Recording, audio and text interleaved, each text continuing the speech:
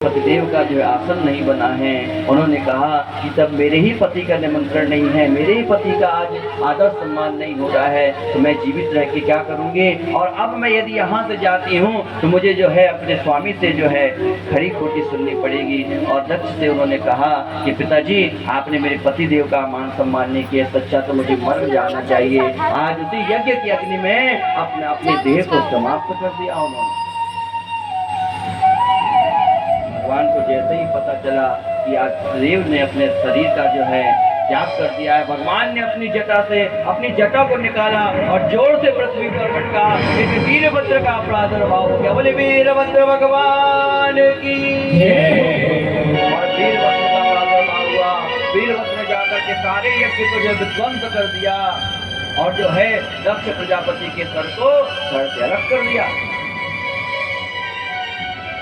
सबने निवेदन किया, मनोविनोद किया। भगवान आए और कहा कि इसे जीवित किया जाए। तब एक बकरे का सिर को लाकर के उसमें लगाया और जैसे ही बकरे के सिर को उसमें लगाया है और वह जो है क्षमा याचना मांगने का प्रयास किया, लेकिन मांग ही नहीं पा रहा है। भगवान कहते हैं कि तूने जीवन भर मैं किया है, इसलिए तुझे जा बकरी का ही सिर मिला है। यदि आप लोग भी मैं ऐसा कर दिया, मैं ऐसा किया, ऐसा कभी मत करिएगा। अरे आप कुछ नहीं करते हैं, करने कराने वाला तो ऊपर बैठा है, सब वही करवाते हैं। और जब वो बोलने का प्रयास करता तो महाराज जिस प्रकार से डमरू बजती हुई ऐसा बोल रहा है तो भगवान बड़े प्रसन्न होकर के हंसने लगे। भगवान ने सती माता के इस जलती हुई देह लेकर के आगे बढ़े हैं और वह देह जगह जगह पर जाकर के गिरी।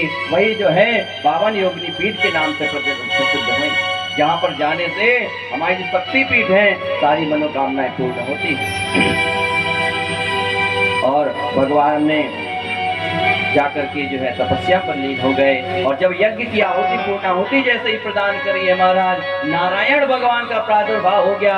बोली नारायण भगवान की। आगे राजा परीक्षित प्रश्न करते हैं, महाराज आपने इनके तीन कन्याओं का तो वृतांत बता दिया, लेकिन इनके 2 भाई थे उनका भी वृतांत मुझे बताइए। प्रियव्रत और उत्तानपाद। बोले महाराज प्रियव्रत और उत्तानपाद का मुझे वृतांत बताइए। प्रियव्रतोत्तानपादौ सतरूपा पते सुतौ वसुदेवस्य कलया रक्षायां जगतास्थितौ। बोले महाराज इनके 2 भ्राता भी थे, देवहूति इत्यादि के 2 भ्राता थे, प्रियव्रत और उत्तानपाद। प्रियव्रत का अर्थ है प्रिय मतलब अच्छा, और व्रत यानी प्रतिज्ञा। जितने जीवन पर अच्छे कार्य किए हों, अच्छे व्रत किए हों, उसे प्रियव्रत बोला जाता है। और उत्तानपाद जिसका समाज में जो है अच्छा नाम है, उसे जिसका जो है पूरे समाज में अच्छी ख्याति है, उसे उत्तानपाद कहते हैं। और प्रियव्रत की 2 पत्नियां हैं, एक है सुनीति और एक है सुरुचि। शास्त्र नीति यस्य सृष्टो नीति यस्य सा सुनीति। जो शास्त्र के अनुसार कार्य करती है उसे सुनीति बोलते हैं। और सृष्टु स्वरुचिर यस्य सा सुरुचि। जो अपने अनुसार जब मन हुआ अपने अनुसार कार्य करने लग गई उसे सुरुचि कहते हैं। आज जो है राजा जंगल की ओर प्रस्थान किए हैं और जंगल की ओर प्रस्थान करके जो राजा उत्तानपाद हैं, आज सुनीति जो है राजा उत्तानपाद की जो पत्नी है सुनीति, वह घर में विराजमान है और वो जाकर के जो है वन में जा रहे हैं। और वन में सुदूर जंगल में जैसे ही प्रवेश किए महाराज, जंगल में प्रवेश करने के पश्चात एक वहाँ के जो राजा है उसकी कन्या पर मोहित हो गए और उनको वर्ण करके आज लेकर के आए, जिसका नाम है सुरुचि। और हम सभी लोग उत्तानपाद हैं और हमारी सबकी जो है 2 पत्नियां हैं, एक है सुनीति, एक है सुरुचि। यदि सुरुचि के अनुसार आप कार्य करोगे तो आप अधर्म के रास्ते पर चलना प्रारंभ कर दोगे, और सुनीति के अनुसार कार्य करोगे तो आपके घर में भी ध्रुव जैसे का प्रादुर्भाव होगा। भगवान सुरुचि का जैसे ही आगमन हुआ है सुरुचि ने कहा कि क्यों भैया ये कौन है, क्यों स्वामी ये कौन है? बोले ये हमारी पहली पत्नी है और इसका नाम सुनीति है। बोले महाराज इसको यदि रखोगे तो हम नहीं रहने वाले, बोले इसको घर से भगाओ। तो महाराज उनके प्रति आकर्षित होने के कारण जब उन्हें घर से भगा दिया और सुनीति गर्भवती थी। कुछ समय व्यतीत होने के पश्चात जो है एक सुंदर जो है सुपुत्र का आगमन हुआ है। संतों के यहाँ पर रहती थी और संतों का सत्संग करती थी सदैव, और जब सत्संग में जाती तो अपने पुत्र को लेकर के जाती, पुत्र को अपनी गोद में बैठाती है। सत्संग हो रहा है महाराज, वह भी सत्संग सुन रहा है और उस सत्संग के प्रभाव से उस बालक के जीवन पर जो है संस्कार ढल गए और वह भी बचपन से ही भगवान का भजन करना प्रारंभ कर दिया।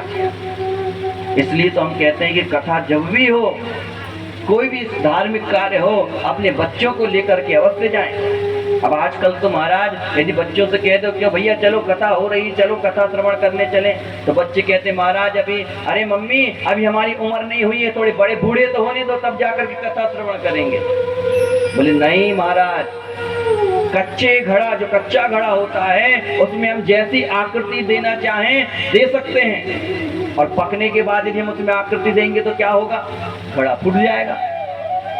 तो महाराज हम बचपन से ही बच्चों को संस्कार प्रदान करें, और बचपन से यदि हम संस्कार देंगे तो जब युवा होंगे और जब वृद्ध होंगे तो उनमें संस्कार बने रहेंगे, और संस्कार यदि नहीं दिए तो संस्कार से विहीन हो जाएंगे।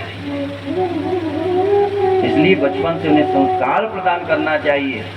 नहीं आ रहे हैं कथा में, जबरदस्ती डांट करके लेकर के आओ, लेकिन कथा में लाओ।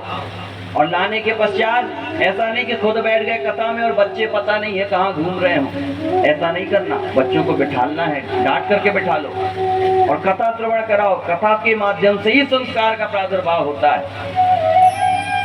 और नहीं कराओगे तो महाराज बड़े होकर के ना जाने आपके बच्चे जो है क्या करेंगे।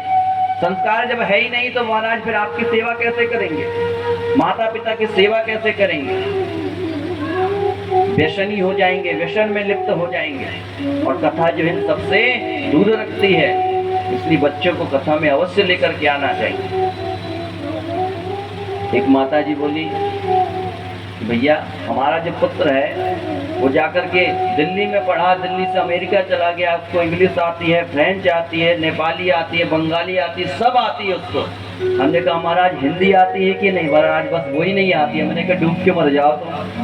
बोले सब आती है, जो हिंदी हमारी जो मातृभाषा वही नहीं बन रही तो क्या काम किया आपकी भाषा। महाराज ये जो स्कूल हैं आज जो है मॉन्टफोर्ट है, ये कितने बड़े बड़े स्कूल हैं, उन स्कूलों में बच्चों को पढ़ाओ, कोई आपत्ति नहीं, लेकिन उनमें संस्कार अवश्य प्रदान करो। और वह प्रथम गुरु जो माता है वही प्रदान कर सकती है। माता चाहे तो घर को स्वर्ग बना सकती है, माता चाहे अपने बच्चों को संत बना सकती है, और माता चाहे तो घर को नरक बना सकती है, और माता चाहे तो बच्चों को व्यसनी भी बना सकती है। माता के ऊपर रहता है, और जिसकी जो एक ही संतान हो उसे अपने संतान का विशेष ध्यान देकर के पालन पोषण करना चाहिए। ये ना सोचे एक ही तो है, थोड़ा सुधम कर रहा है तो करने दो महाराज, नहीं, उसे डांट करके रखो, संस्कार प्रदान करो। और आज हमारी जो सुनीति है अपने बच्चों को सत्संग में लेकर के जाती है, संतों को प्रणाम करवाती है। कुछ समय व्यतीत होने के पश्चात कहते हैं कि माता मेरे पिता कौन हैं? तब उन्होंने बताया बेटा ये जो महल दिख रहा है वहाँ का जो राजा है उत्तानपाद वह आपके पिता हैं।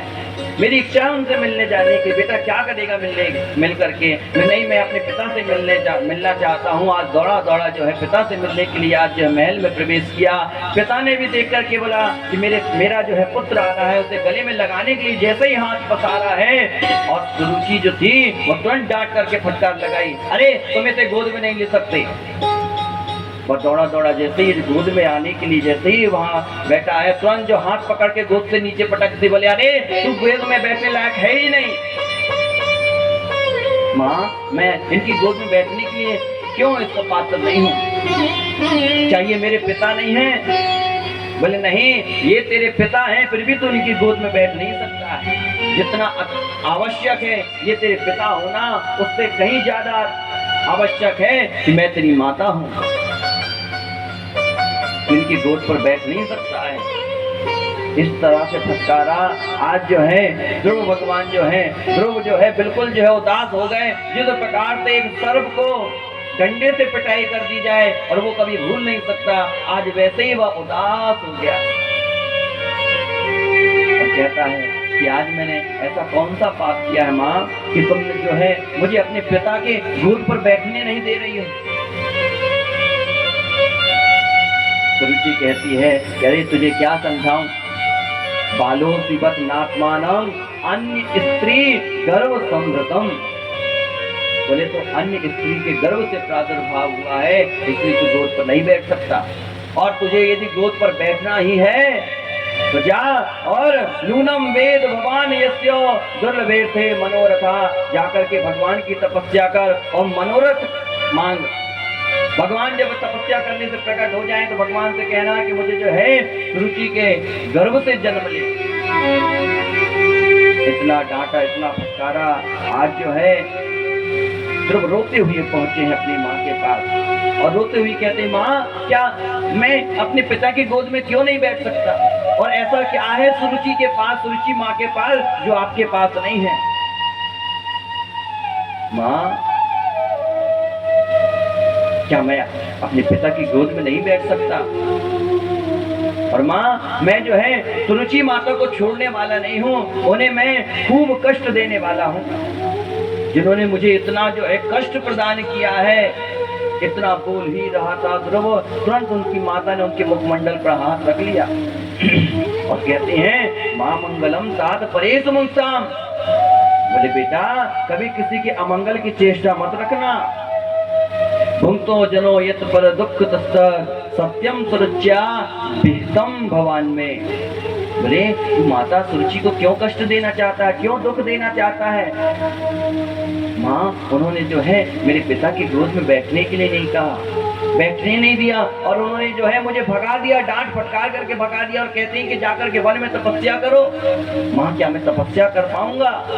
बोले बेटा उन्होंने गलत कहा ही क्या है? जिस तपस्या को करने के लिए जो इतने ऋषि मुनि 1000 वर्ष तक की बैठते रहते हैं तपस्या करने के लिए, उनका मन नहीं लग पाता, वही तो तुझे प्रदान की है तुलसी ने कि जाओ तुम जाकर के जो है वन में जाकर के भगवान की तपस्या करो।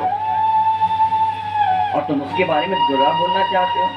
बेटा कभी भी किसी के बारे में बुरा मत सोचना, बुरा कभी करना भी मत, कभी सोचना भी मत किसी के बारे में बुरा करना। और बुरा कहा ही क्या है? अरे तुम कल जाने वाले तपस्या करने के लिए तो आज चले जाओ, और आज जाना चाहते तो अभी चले जाओ और भगवान की तपस्या करो। माँ आप भी मुझे तपस्या करने के लिए कह रही है। बेटा वन में जाओ तपस्या करो, तपस्या करने से भगवान का प्रागट्य होगा, उनसे वरदान मांगना, उनके चरणों में प्रीति लगाना। तुम आज जैसे ही ध्रुव को कहा है, आज जो है आंखों से अश्रु प्रवाहित हो रहे हैं, रुदन कर रहे हैं और वन की ओर प्रस्थान कर रहे हैं।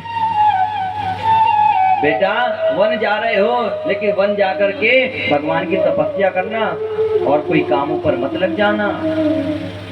और तपस्या करने से पहले गुरु अवश्य बनाना, गुरु बनाने के बाद ही तपस्या पर बैठना, क्योंकि गुरु बिन भव निधि तरही न कोई। बोले गुरु ही है, यदि तुम गुरु बनाओगे तभी तुम्हें सारे पुण्य का जो है फल प्राप्त होगा। इसलिए हो सके यदि नारद जी मिल जाएं तो नारद जी को गुरु बना लेना। यदि आपके भी कोई गुरु ना हो तो सबसे पहले अपने गुरु बनाना, उसके बाद सारे कार्य करिएगा। क्योंकि ये जब तक हमारे गुरु नहीं होते हमें किसी चीज का फल प्राप्त नहीं होता है, पुण्य हमें अर्जन नहीं होते हैं। आज आंखों से अश्रु प्रवाहित हो रहे हैं, रुदन कर रहे हैं ध्रुव जी और वन की ओर प्रस्थान कर रहे हैं धीरे धीरे। और मन में चिंता है कि सच में मुझे भगवान मिल जाए बहुत अच्छी बात होगी, और मुझे मेरी माँ ने कहा है तो अवश्य जो है मिलना ही मिलना है मुझे भगवान। निष्ठा भक्ति से जो आगे बढ़ रहे हैं तभी नारद जी नारायण नारायण कहते ही पधार गए। नारद जी को जैसे ही देखा है, जब रुदन करके ध्रुव जी जा रहे हैं तो नारद जी भी मन में विचार कर रहे थे कि मुझे यदि इसके जैसा शिष्य मिल जाए तो मैं भी बड़ा कृतार्थ हो जाऊंगा। रुदन करते हुए आगे ही बढ़ रहे थे। भगवान जैसे ही नारद जी पहुंचे हैं, नारद जी को देखते ही साथ जो है ध्रुव जी ने प्रणाम किया कि गुरुवर प्रणाम करता हूँ। भगवान समझ गए नारद जी कि भैया पहली सीढ़ी जो है इसकी बहुत पक्की है, इसकी परीक्षा तो ले लूं, लेकिन ये तो परीक्षा में पहले ही पास होने लायक है। सबसे पहले संतों को देखकर ही इसने प्रणाम किया है, मतलब पहली सीढ़ी इसकी बहुत अच्छी है। परीक्षा लेते हुए कहते हैं कि भैया कहाँ जा रहे हो? बोले हम वन की ओर प्रस्थान कर रहे हैं। बोले क्यों? बोले वन में भगवान मिलेंगे हमें, हमारी माता जी ने कहा है ऐसा। बोले बेटा वन में भगवान नहीं मिलते, वन में तो बब्बर शेर मिलता है, तुम्हारा नाश्ता कर जाएंगे। बोले नहीं, मेरी माँ कहती है कि शेर में भी भगवान का प्रादुर्भाव हो सकता है। बोले कण कण में भगवान व्याप्त हैं, तो शेर में भी भगवान होंगे। नारद जी कहते हैं दूसरी सीढ़ी भी बहुत पक्की है। कहते हैं महाराज तुमने गुरु बनाया कि नहीं? बोले महाराज अभी तक गुरु तो नहीं बनाया, लेकिन आप जैसे यदि गुरु मिल जाए तो मेरा जीवन कृतार्थ हो जाएगा। और आज उन्होंने गुरु दीक्षा प्रदान की है। उन्हें निवेदन किया जाओ वृंदावन जाना, यमुना जी के किनारे जो है बैठ कर के स्नान करना, यमुना जी में स्नान करना और यमुना जी के किनारे बैठ कर के भगवान की तपस्या करना। और आज नारद जी भी रुदन कर रहे हैं कि बताओ ऐसा भक्त है, ऐसा जो है शिष्य है मेरा कि सच में से भगवान मिल ही जाए, नहीं मिलेंगे तो मेरी भी बात आज यहाँ पर रद्द हो जाएगी। भगवान से निवेदन करते हैं कि भगवान इसे दर्शन अवश्य देना। आज गुरु जी की बात मान करके आज जो है ध्रुव जी पहुंचे हैं यमुना जी के किनारे, स्नान किया है। स्नान करने के पश्चात जो है और चंदन बंदन धोती इत्यादि धारण करते हुए आज निधिवन में जाकर के भगवान का भजन करने बैठे हैं।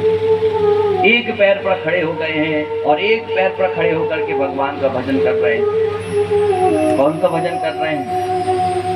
ओम नमो भगवते वासुदेवाय, ओम नमो भगवते वासुदेवाय, ओम नमो भगवते वासुदेवाय।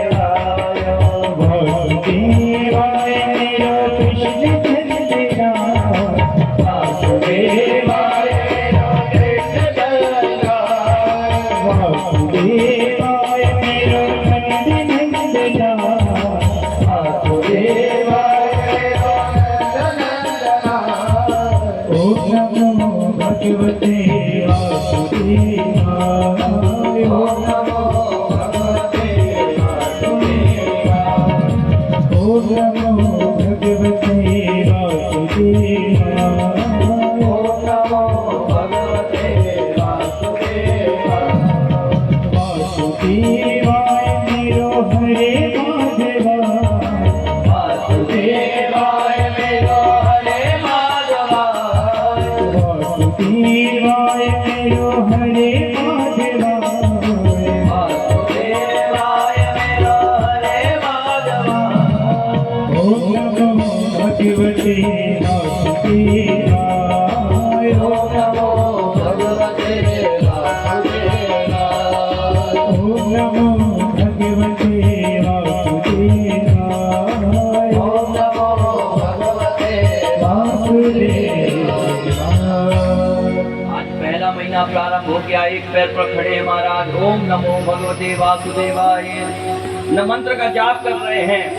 और आज एक महीने में मात्र 3 दिन जो है थोड़ा सा फलाहार करते हैं और फिर भगवान का भजन करने बैठ जाते हैं। आज जो है द्वितीय महीना प्रारंभ हो गया, भगवान का भजन कर रहे हैं महाराज। आज मात्र पूरे महीने में 6वें दिन जो है थोड़ा सा जो है फल पान कर लेते हैं और भगवान का भजन कर रहे हैं। और रात्रांतरे प्राप्ते कवित्व बदराशना आत्मवृत्त्यनुसारेण मासम नित्य चैन हरि।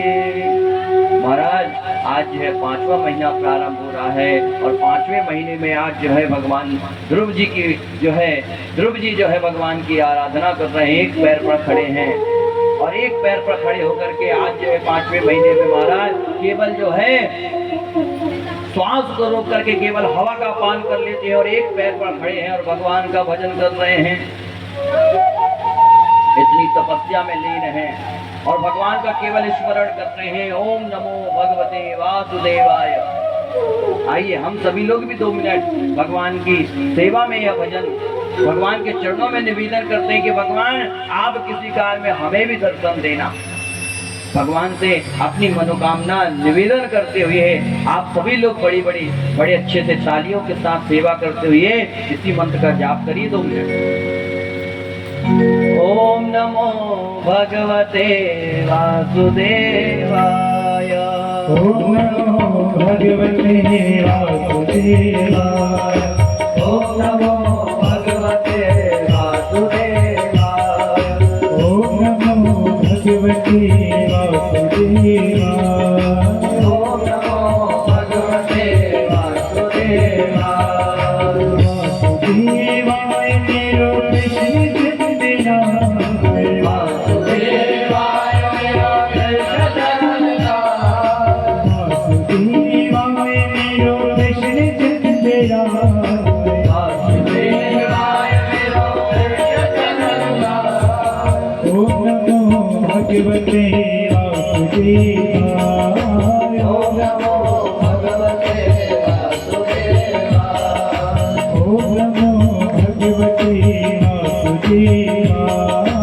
ओम नमो भगवते वासुदेवाय।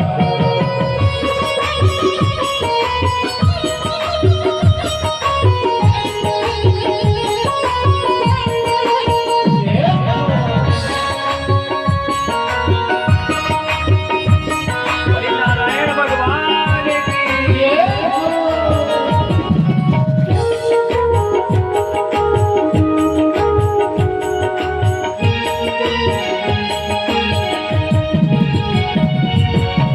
वासुदेवाय मेरो नंद नंदनाथ। वासुदेवाय मेरो नंद नंदनाथ। वासुदेवाय मेरो नंद नंदनाथ। वासुदेवाय मेरो नंद नंदनाथ। ओम नमो भगवते वासुदेवाय। ओम नमो भगवते वासुदेवाय। ओम नमो भगवते वासुदेवाय। ओम नमो भगवते वासुदेवाय। ओम नमो भगवते वासुदेवाय। ओम नमो भगवते वासुदेवाय। ऐसा जाप कर रहे, एक पैर पर खड़े हैं, हाथ ऊपर है और अपने ब्रह्मरंध्र को, अपनी श्वास को रोकना प्रारंभ किया है महाराज। आज जो है ध्रुव जी ने, और जैसे ही श्वास को रोकना प्रारंभ किया, जितने भी देवता थे सबको श्वास लेने में समस्या होने लगी। सारे देवता दौड़े दौड़े भागे भागे ब्रह्मा जी के पास भागे भैया, बोले ब्रह्मा जी रक्षा करो रक्षा करो। नैवं विदामो भगवान प्राणिनोदम चराचरस्याखिलतत्त्वदाम्ना। बोले ब्रह्मा जी हम सबको श्वास लेने में बड़ी समस्या हो रही है। ब्रह्मा जी बोले महाराज हमको भी श्वास लेने में समस्या हो रही है। सारे नारायण भगवान के पास पहुंचे। नारद जी से कहते हैं, नारायण भगवान से कहते हैं सारे देवता कि भगवान हमें जो है श्वास लेने में बड़ी समस्या हो रही है, कुछ करिए। बोले चिंता ना करो, मेरा जो भक्त है ध्रुव आज भगवान की जो है तपस्या में लीन है और उसने जो है प्राणायाम साध लिया है और ब्रह्मरंध्र में जो उसकी जो श्वास को रोकना प्रारंभ कर दिया है। अभी मैं जाकर के दर्शन जैसे ही दूंगा और जैसे ही दर्शन उन्हें प्रदान करूंगा महाराज, आप सबको श्वास लेने में दिक्कत जो है समाप्त हो जाएगी। फिर कहते हैं महाराज नहीं, मैं दर्शन देने नहीं, आज तो उस भक्त के दर्शन करने जाऊंगा। भगवान जैसे ही अपने जो गरुड़ में आरूढ़ होकर के आज भगवान गए हैं और नेत्र बंद हैं ध्रुव जी के, और भगवान उन्हें दर्शन दे रहे हैं। जैसे ही ध्रुव जी ने दर्शन किया है, बड़े गदगद हो रहे हैं, नेत्र बंद हैं, लेकिन मन में विचार कहीं ऐसा तो नहीं हमें सिर्फ यही नेत्र बंद है तभी दर्शन हो रहे हैं। और नारायण भगवान ने कहा भक्त अपने नेत्र को खोलिए महाराज। और जैसे ही नेत्र खोले नारायण भगवान के दर्शन हो गए। बोली नारायण भगवान के आज जितने भी देवता हैं सबको जो है सांस लेने में जो समस्या हो रही थी महाराज, आज सारी समस्या उनकी समाप्त हो गई और सामने नारायण भगवान खड़े हुए हैं और भक्त जो है ध्रुव जी वहीं पर बैठे विराजमान है। कहते हैं भगवान भैया बोलो कुछ। अब तो हमारे ध्रुव जी बोल ही नहीं पा रहे हैं, बड़े गदगद हो रहे हैं, बड़े प्रसन्न हो रहे हैं। बोलना तो चाहते हैं लेकिन बोलना आता ही नहीं है। तो महाराज भगवान ने शंख में जल भर करके जो है आज ध्रुव भगवान के गाल कपोल अकाल गाल में स्पर्श किया है। मूकम करो दिवाचालम पंगुम लंघयते गिरिम यत् कृपातमहं वंदे परमानंद माधवम। जैसे ही कपोल में शंख का स्पर्श किया महाराज बड़े गदगद होकर के हंसने लगे। आज ध्रुव जी को देख करके आज नारायण जी हंसने लगे। नारायण और ध्रुव को देख करके सारे देवता हैं बड़े खिलखिला करके हंस रहे हैं और पुष्प अर्पण कर रहे हैं। बोली नारायण भगवान की। देवतागण कहते हैं बताओ साक्षात नारायण भगवान खड़े हैं और ये ध्रुव है कुछ मांगता ही नहीं है। बोले हम यदि होते हम तो भैया मांगने की पूरी इतनी बड़ी लिस्ट थमा देते। भगवान ये भी दे दो ये भी दे दो ये भी दे दो। और कलियुगी भक्त कहता कहीं हमारे सामने भगवान प्रकट हो जाते तो महाराज हम तो ऐसी ऐसी चीजें मांग लेते कि कल्याण ही हो जाता। बोलिए राधे राधे। हम लोग भी यही करते हैं ना, भगवान के सामने जाएंगे 1 रुपए चढ़ाएंगे और बोलेंगे भगवान 1 करोड़ का घर बन जाए। बोलिए राधे राधे। ये कलियुगी भक्त है महाराज। एक बहुत ही अच्छी कथा है लेकिन समय का अभाव है, आज कल सुनाएंगे वो कथा। प्रेम से बोलिए राधे राधे। कलियुगी भक्त की कथा है। तो महाराज भगवान के सामने ध्रुव जी बैठे हैं। ध्रुव जी को जैसे शंख का स्पर्श किया आज ध्रुव जी बोलना प्रारंभ किए भगवान हमें कुछ नहीं चाहिए, बस आपके चरणों की हमें केवल जो है आपके चरणों में हमारा जो यह मन है आपके चरणों पर लग जाए और कुछ नहीं चाहिए। हमें वैकुंठ धाम की प्राप्ति करवाइए। भगवान नारायण कहते कि अरे भक्त तू तो आया था कि मुझे जो है अपनी माता ये जिस कारण से मुझे माता ने प्रेम नहीं किया उस कारण को लेकर के आया था और राज सिंहासन को प्राप्त करने के लिए आया था। भगवान ने कहा सबसे पहले तुम राज सिंहासन को प्राप्त करो उसके बाद तुम्हें मोक्ष की प्राप्ति होगी। आज ध्रुव जी जैसे ही वहां से लौट करके आए हैं जितने भी सब कोई थे सब बहुत स्वागत कर रहे हैं उनका। तो कहते हैं ना यहाँ पर कृपा राम की होई ता पर कृपा करही सब कोई। आज वही माता उनका स्वागत कर रही है, वही पिता जो है रथ में आरूढ़ होकर के उनका स्वागत कर रहे हैं। ध्रुव जी ने कहा महाराज हमें अब बैठने की चेष्टा ही नहीं है। आज जो आकर के सबसे पहले माता के पास पहुंचे हैं और सोची माता से कहते हैं कि माँ यदि आपके वाकवाड़ों से यदि हम आहत ना होते तो हम तपस्या करने नहीं जाते। आप धन्य हो माता, बड़ा कृतार्थ कर रहे हैं। आज अपने पिता से कहते हैं कि पिताजी आज आपका प्रेम यदि इन माता पे अधिक ना होता तो हम वृंदा आज जो है हम तपस्या करने ना जा पाते। आप बहुत अच्छे हैं, बड़े प्रसन्न हैं। अंतिम में अपनी माता के पास पहुंचे। माँ आप जैसी माता सबको प्रदान करें। आपने मुझे धर्म की राह पर चलने के लिए मार्ग प्रशस्त किया है, निवेदन किया। आज सिंहासन पे आज स्थान पास सिंहासन पर मैं आरूढ़ करके वृंदा अपने दशम स्कंद का पाठ करने के लिए आज वृंदावन में पहुंच गए हैं और वन में जाकर के भगवान का चरणों का निवेदन किए और गोलोक धाम की प्राप्ति की है। उत्तानपाद का जो द्वितीय पुत्र था उत्तम वह जो है आज कुबेर के बगीचा पर पहुंचा है और कुबेर के बगीचा को उखाड़ना प्रारंभ किया है। तब भगवान कुबेर प्राकट होकर के उसका वध किए हैं। आज सारे जो है ध्रुव के जितने भी सैनिक आज युद्ध करने के लिए पहुंचे हैं तभी वहां पर जो भगवान प्रकट होकर के कहते हैं कि अरे भक्त तुम्हें ये रास्ता नहीं लगता, तुम जो है यहाँ युद्ध करने के लिए नहीं आए हो, तुम तो भगवान के साक्षात भक्त हो, इसलिए जाओ सत्संग करो, सत्संग से ही तुम्हें सब प्राप्त होगा। आज ध्रुव जी को सारा पता चला कि हम गलत कर रहे हैं और आकर के आज जो है निवेदन करते हुए राज्य का उपभोग करने के लिए बैठे हैं। और आज की कथा का भी यहीं पर विश्राम है। कल की कथा ठीक 3 बजे से प्रारंभ होगी। आप सभी लोग 2:30 बजे से 2:45 बजे तक यहाँ उपस्थित हो जाइएगा। 3 बजे से कथा प्रारंभ हो जाएगी। प्रेम से बोलिए राधा कृष्ण भगवान की। और कल की कथा तो बहुत विशेष है। कल जो है हमारे बाके बिहारी जी का प्रागट्य है और जो है कल नरसिंह भगवान की भी कथा है, कल राम अवतार की भी कथा है और हमारे परम आदरणीय जगत के ईश्वर जगदीश्वर उनका कल जो है क्या है प्रागट्य दिवस है। इसलिए आप सभी लोग कल जो है बढ़िया